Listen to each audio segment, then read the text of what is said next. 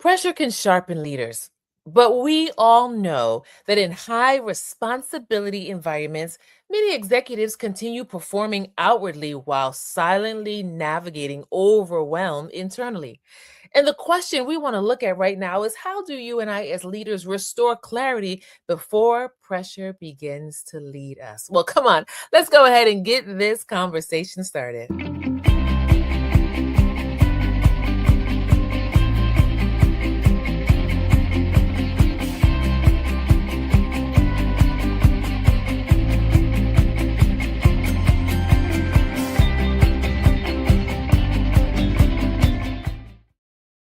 Welcome to Transformation Station Leadership Podcast, where leadership, mindset, and resilience comes together to help leaders like you and I grow from the inside out. I'm your host, Adrienne Benson, and today we're diving into a timely, relevant, and most important conversation. We're talking about restoring executive clarity under sustained pressure. Joining me today is Savio, and I can't wait for you to meet him because he's going to bring valuable insight into how you and I, as leaders, can remain grounded and focused and intentional while operating in high pressure environments. But before you get a chance to meet our amazing guest, I want to remind you of a few things. Number one, Mobilizing with Impact Community. You are looking for a community that you can join, that you can have a voice, that you can also gain insight and realize that you're not alone in your journey. I want to invite you even right now to join the Mobilizing with Impact community. You will find the link in the description box, mobilizingwithimpact.com. Join that community today and don't miss out on being a part of an amazing community. Also want to remind you, we got A Greater Force Than Failure, my journal that talks about how we can overcome failure. None of us is perfect. So that means that every single one of us has made a mistake at some point in our lives. Go ahead and grab your copy even now off of Amazon and use this journal to walk through. And then finally, I want to remind you every Monday and Wednesday, right here, Transformation Station Leadership Podcast.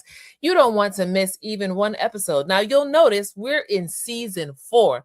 So here's your invitation. If you have missed even one episode, you hear me? Even one episode of season 1, season 2, season 3, you need to go back right now and get caught up. That's right, get caught up. And then, listen, don't be selfish. Share this with other leaders in your network so that we can all continue to grow and move forward together. Well, I'm super excited today because we have our guest. His name is Savio. Savio works with healthcare organizations, leadership teams, navigating the period after disruption. We're talking about when urgency fades, but expectations stay high. He helps leaders like you and I to reduce decision fatigue, to regain clarity, and to align teams in environments where small mistakes carry real conversations. You know what, Savio, you are in the right place today, and I'm super excited to welcome you here to Transformation Station Leadership Podcast. Welcome. Thank you so much, Adrian. What a great intro. You have such a resonant and very, really pulling me in type of energy. So I really appreciate that. Absolutely. So I've been looking forward to this conversation because, again, this is a conversation that many times as executives we feel we journey through, but we don't really get a chance to talk about. It's not too popular to talk about being under pressure. Yet, every single one of us as leaders, we experience that on our leadership journey, right? And many times, Savio, I have found throughout my career that we have become highly skilled at functioning, not flourishing, functioning under pressure. But we know that functioning and flourishing are two different things. So I want to start off by asking you this question. When leaders experience sustained pressure over time, even if that pressure still appears to be strong on the surface, what are the first signs that executive clarity is beginning to decline? This is perfectly delves into what I call the post crisis leadership gap and Mm, decision making loss. okay. Initially, it's always about skirting the issue, it's Mm, never about being present and authentic in what is actually happening. Like, I'm a huge believer in naming something, not Yes. identifying with it, but actually naming it. And then the Okay. third most obvious characteristic is actually putting blame. Blame is something that we all do as children. And Mhm. so, in a work and leadership context, it's always about that person made the mistake or that didn't happen rather Mhm. than taking onus. Because, Adrian, what's a leader? It doesn't always have to be someone in a corporate setting. A leader Correct. is someone you want to emulate, someone you want to mirror, someone you want to follow. And so, if Mhm. leadership and leaders don't do that for themselves, then how is someone able to move forward properly? Mm. Mm. And that's a really great place here in Transformation Station. We love to give our leaders an opportunity to stop and reflect, right? And so, leaders, this question that Savio just asked us, it's a universal question for all of us. Can we just go back over the signs one more time? You talked about blaming, the other two. Sure.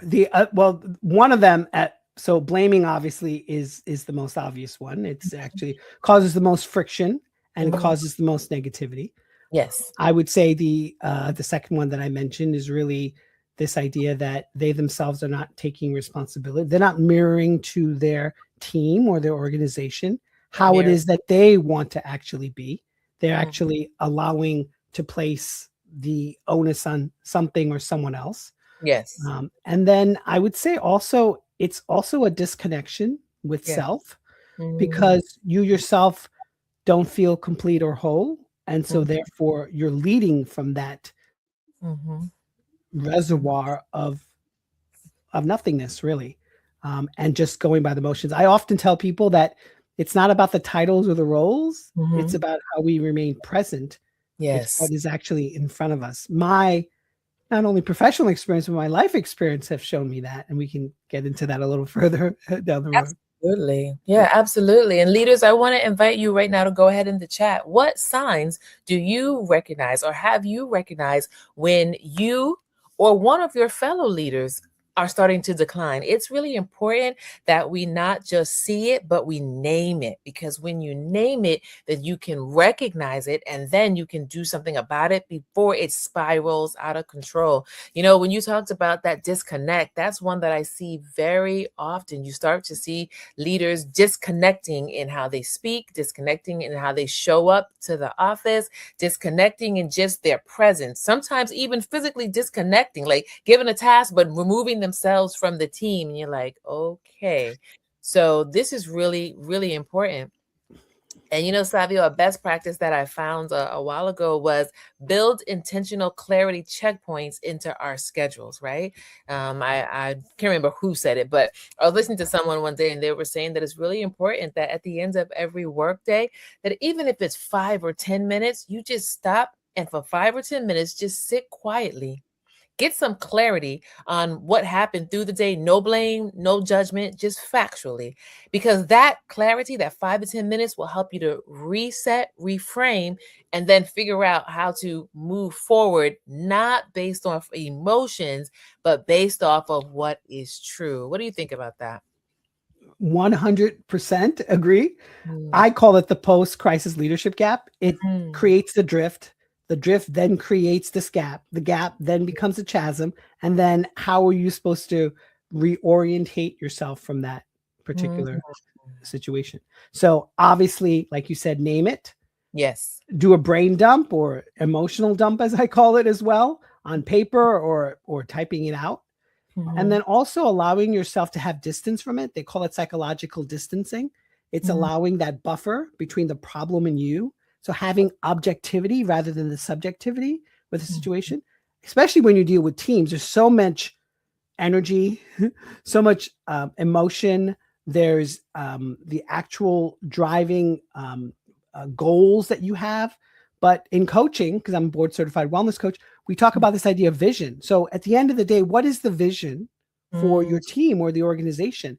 And a vision is not a goal. A vision is how you want to be, how you want to feel, how you want to reclaim what you Mm. felt was a loss or a misstep.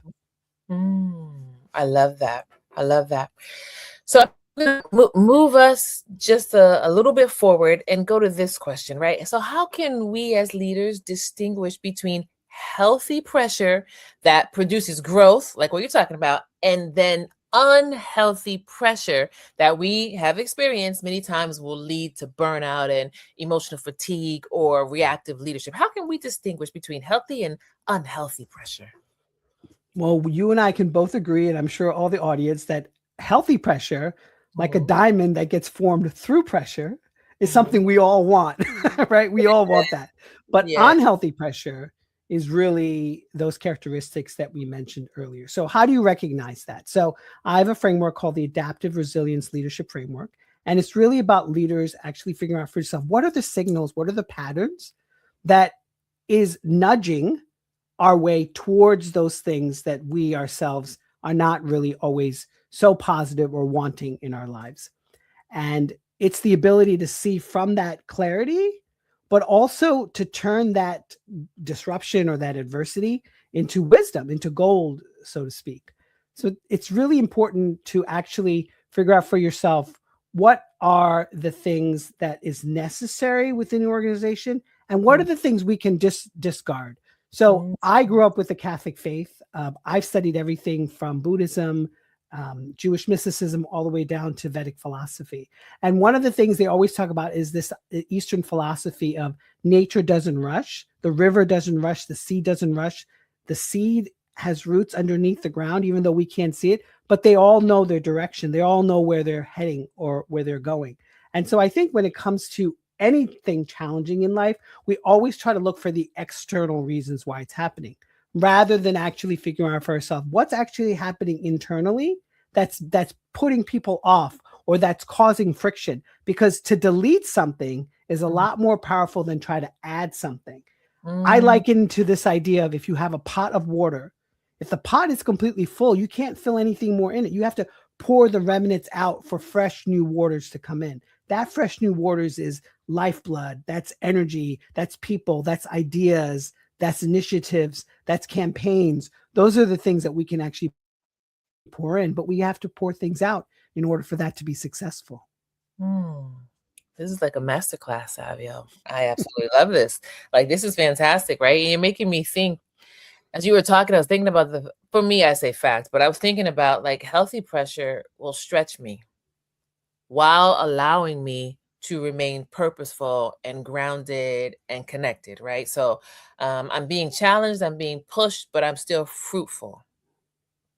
Unhealthy pressure, I have noticed many times, it erodes my stability in terms of, it decreases my ability to function in a healthy way in my relationships.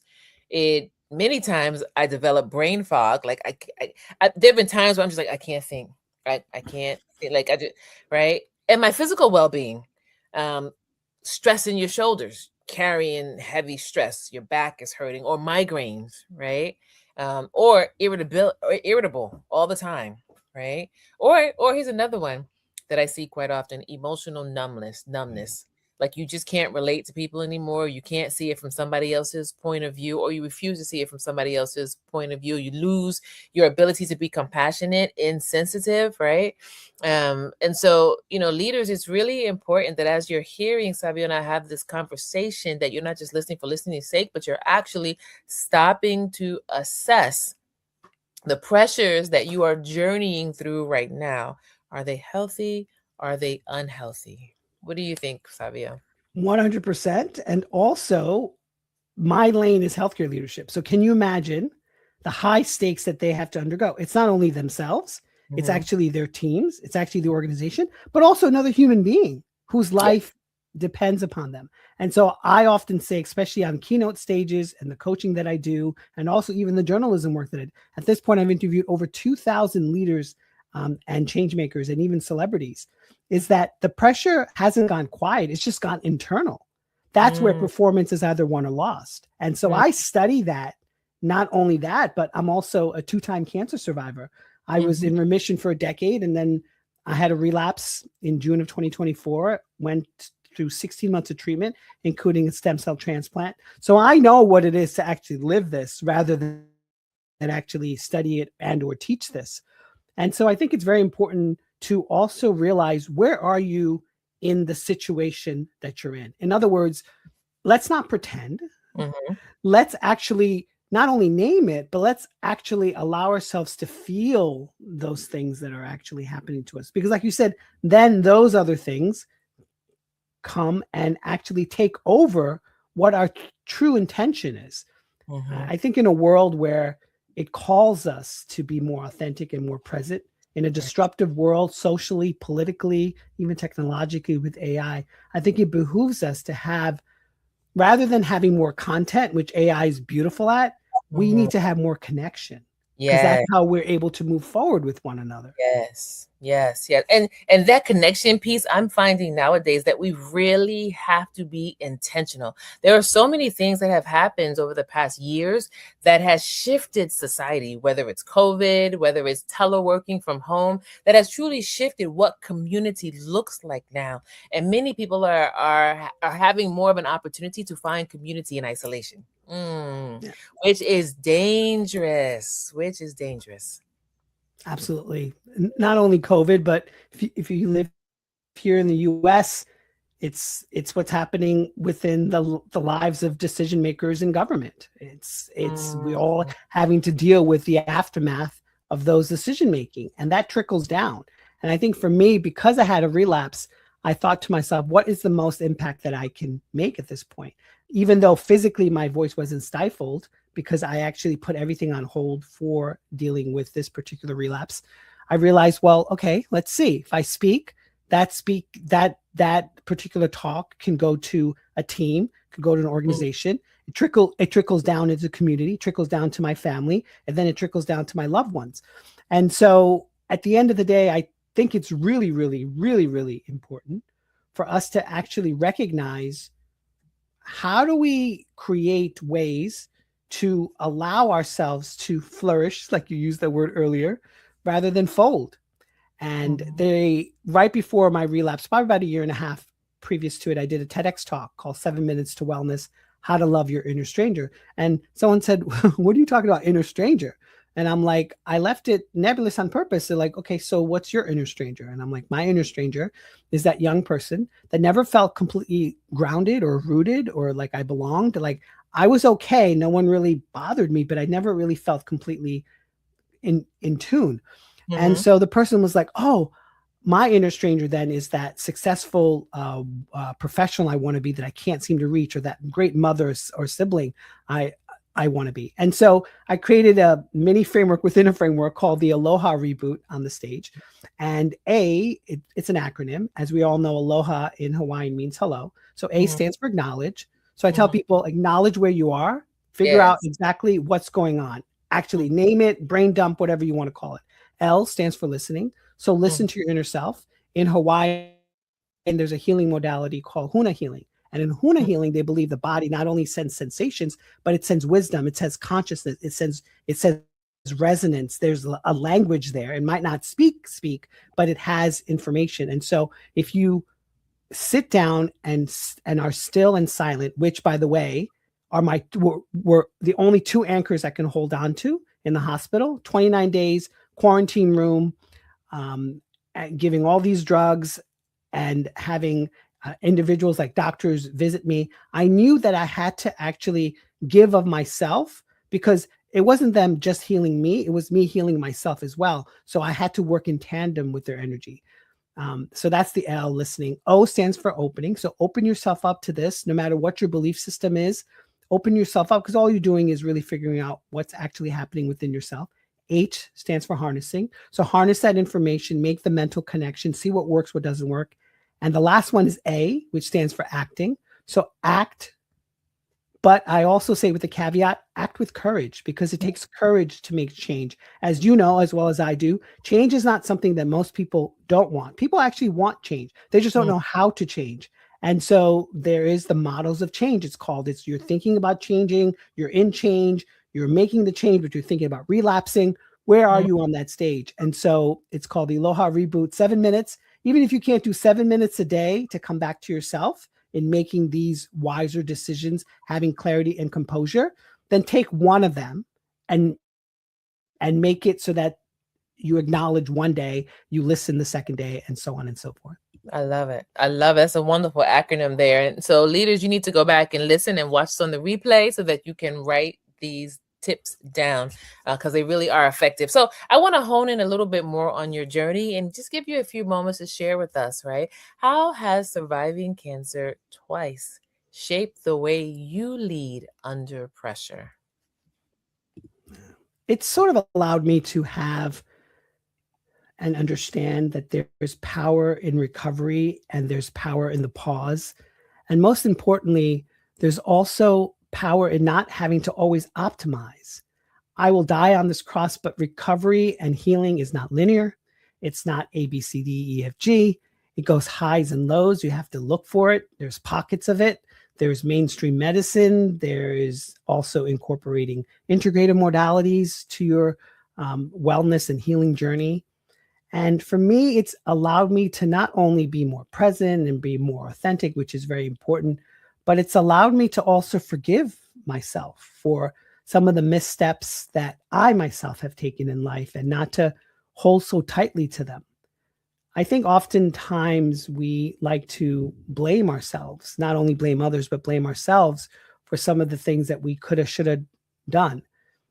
And I think we should give ourselves more grace when it comes to that, because when you face mortality, and for me, I faced it twice, Mm-hmm. it allows you to have perspective and allows you to also gain the wisdom to know that there's things I can control and I can't control.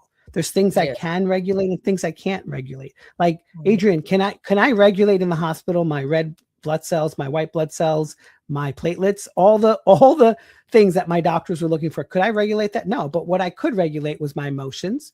I could Mhm. regulate having the energy to meet the doctors and the nurses where they were at. I Mhm. could have the mental acuity to understand what was actually happening to me and figure out for myself, what can I submit to, what can I not submit to. There was something Yes. that I did that was really powerful, which is I reframed the chemo not as poison or something toxic, but as Mhm. something that was biologically, scientifically engineered to do what it needs to do. And so Mhm. therefore I surrendered and submitted to that.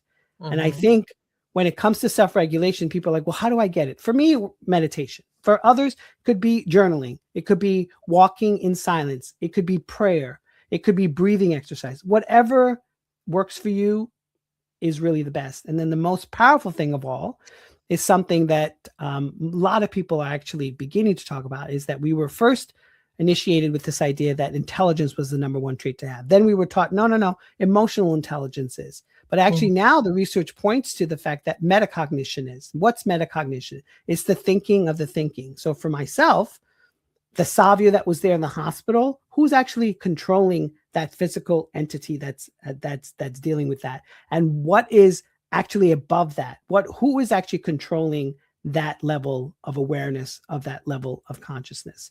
And then lastly, it's really this idea of adaptive resilience. Mhm. Of course, I was probably the poster child of resilience for all those years, of being in remission for 10 years.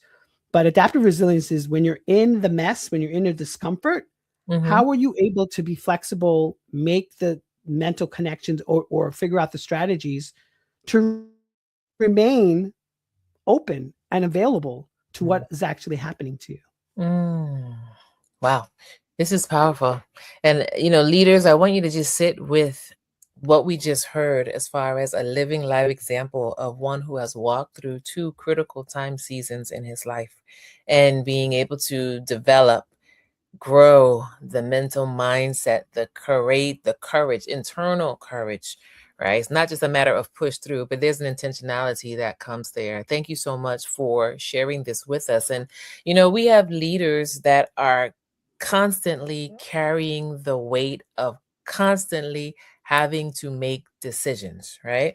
So, what have you learned over the years as far as how can leaders create space for strategic thinking instead of operating in continual survival mode? That honestly, that's where a lot of us are, in survival mode, because of just the continuity of what we're called to do every day. So, how can we create space for strategic thinking? Well, first and foremost, clarity under pressure is not a luxury. It Mhm. determines whether you stagnate or break through. That's just Mhm. the thesis right now. So let's work with that. the end of the day, I really think it's about recognizing, not actually figuring out for yourself that I need to be on autopilot. And that's where burnout happens, because you're on autopilot so much and you have to put out so many fires that the role, your title, then becomes your identity. And when your role and your title becomes your identity, that's when it can either be taken away from you. You could be laid off or fired, or the business could crumble. And then who are you after that situation? Or like myself, something as dramatic as me, cancer, you could have cancer and now you're in treatment. You were an exec, C-suite, and now you are just a patient in some hospital bed. So I think it's recognizing, where are you on the journey of life? I tell people all the time, I was on a recent show where the actual audience was above probably 60 or 70 years old. And he said, well, what would you say to my audience who at this point are like, I did the work thing, I did the family thing, I did the kids thing, I have the money, I do all that. I'm like, it doesn't end. Life is an adventure. Yes, it's sour. Yes, it hurts. There's sorrow involved. But yes, there's also happiness. There's insight. There's wisdom. There's gratitude. And so I challenged him. I said, a lot of people talk about this idea of gratitude lists. I think they're wonderful, but one of my mentors from the University of Pennsylvania talks about, when you list a particular gratitude item, like say, for example, I'm grateful that I have a home, you have to ask yourself why that happened. So for example, why did the home happen? I saved, I invested, I did the dog's work for many, many years, and now I have a home. The reason why that's important, asking yourself that question, is because then it becomes sticky. Then you realize, oh, I figured out a way forward through that. I can also do it with this situation. So in coaching, we always talk about, what was your biggest win in life and how did you navigate that? And how can you apply that in this particular situation? Or how can you reverse engineer that situation for this? I think it's a big problem. And I'll say it's a problem because people think they always need to win. But what if it's not about winning? What if it's just about actually experiencing rather than always trying to win? Yeah, that definitely changes the game right there. Because you actually, like you said, can be present. I think the present is a gift. Doesn't always feel that way, right? No. But that definitely reframing makes a big difference. So I want to ask you, as we turn the corner on this conversation, I want to ask you this final conversation. Like, talk to us here, our Transformation Station leadership community, right? Full of leaders.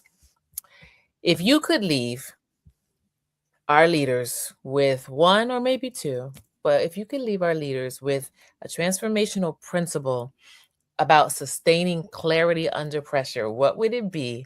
And then tell us, why is it essential for long-term leadership effectiveness? I think one of the biggest aha moments that I remember someone expressing to me, and that I used in my work and in leadership teams, is this idea of truth. Often we find that truth, no matter what it is, whether it's truth in a business context or truth in a personal context, if we find an error, we want to discard the truth. We want to say, no, you are lying. Rather, what I've learned, and it's a work in progress, is that we can discard the error, but never discard the truth.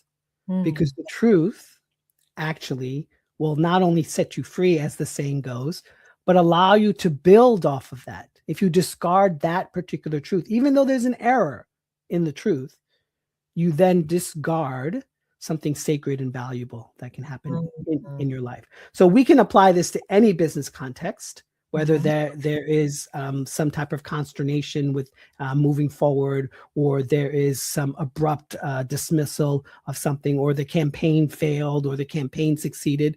What is the greater truth within that you're able to apply and keep? And what is it that you're able to discard that is a fallacy to some degree, but that you're not basically giving away the baby with the bathwater, as they say? I love it. I love that. Seeking truth. And one of the ways that we can do that, best practice leaders, is create a personal resilience rhythm. I find, Savio, that many of us, we have jumped onto the train of work, work, work, work, work, work, work, work, work. There's sometimes I have to remind myself, you are home now. Whatever is happening in that phone can wait till tomorrow. You don't have to go in your day still thinking about stuff for tomorrow. Like, no, you deserve rest. You deserve silence. You deserve to have relationship with your family. You deserve recovery. Matter of fact, it's necessary. Those are things I have to remind myself. And so, to our leaders, we want to remind you, create a personal resilience rhythm that includes rest and reflection and recovery and trusted relationships and regular recalibration. And Savio, you have helped us today to recalibrate. And I want to thank you so much for coming and adding such immense value to our leadership community. So I want to ask you this: how can the leaders in our community tap into some of the resources that you have and continue to engage with you? Sure, Adrian. They can find me on my website, saviopclemente.com, SAVIOPCLEMENTE. On there, there's my keynote work. I still have a few more spots for 2026. So if there's any healthcare leadership or leadership teams that want my work, I would appreciate that. They can also look at my TEDx talk. I have a best-selling book that's also available on there as well. And then every Wednesday, I write about what I call the head, heart, and gut intelligence, the three brains. And also currently I'm running a interview series with CEOs and CMOs on the healthcare leadership operating system and what they perceive in the trenches of what's going on and the gaps that are being created with that. Because in the US right now, do you know that's $935 billion with the B in healthcare waste? How does that happen? That's not just in equipment, that's in human bodies making decisions that affect the lives of other people. And then if people want to follow me on social media, I'm at every platform at The Human Resolve, because I believe, as you probably do as well, that the only two things we have besides silence and stillness is this idea of resolution and resolve. Absolutely. All right, Transformation Station, you know what we do. We like to support our guests. And so you see the link on the screen. His contact social media links are also in the description box. Click on every single one of those links. Tap in, read the newsletter. Matter of fact, you need to let Savio know that you saw, you heard this particular episode. Let him know what resonated with you and keep on moving forward, because we know the community that grows together learns together, grows together, all the above. Savio, thank you. It has been a joy, a privilege, and an honor to have you with us today. Thank you, Adrian. Really appreciate it. Absolutely. All right. Well, listen, what an amazing podcast episode. Special thanks to our guest, Savio, for sharing such powerful insights on how we can restore clarity while navigating sustained pressure. His testimonial was absolutely pivotal for us to be able to have insight on what it looks like in real time today. And if this conversation encouraged you, challenged your thinking, or gave you practical insight, I want you to be sure to share this particular episode with another leader you know who needs it today. And remember, transformation happens when leaders like you and I intentionally create space to restore ourselves, focus on our vision, and lead from a centered place. So until next time, keep growing, keep leading, and keep transforming from the inside out.